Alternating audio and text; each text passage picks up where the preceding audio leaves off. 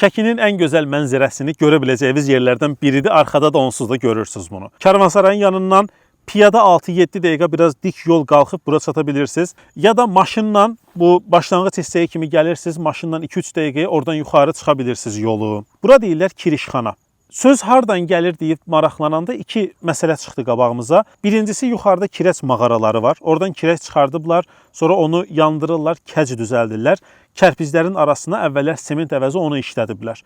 Ona görə kirəçxana, kirişxana deyirlər.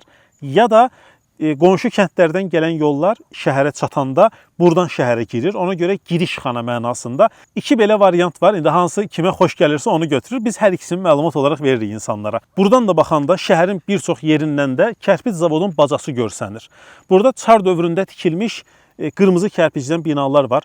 O kərpiclər bir bu zavodda istehsal olunub, bir də Oxud kəndində biraz daha keyfiyyətli kərpic istehsal edən zavod olub. İndi burada bacası qalıb, amma zavodun özü söküblər və dağılıb. Aşağıdakı evlər olan hissəyə də deyirlər kərpic zavodun yanı. Yəni deyəndə elə bilirlər el arasında. Buradan görünən ikinci detal yuxarıdakı Xan yaylağıdır.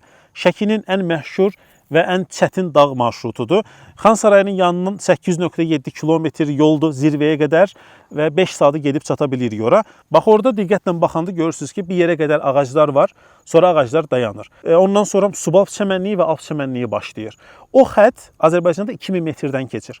İsmayılıda biraz aşağı, Talış dağlarında biraz yuxarı və s. ola bilir. Amma haradasa görsəz ki, ağaçlar bitir, çəmənlik başlayır, bilin ki, ora təqribən 2000 metrdir. Burada da həmçinin baxanda görmək olur ki, ağaclardan sonra bir hissə var, ora 2100 metrdir hündürlüyü. Və arxada gördüyünüz bu tarixi hissə, orada Xan Sarayı olmaqla bu tərəfdə Şəkinin tarixi hissəsi 120 hektar birlikdə UNESCO ərazisidir.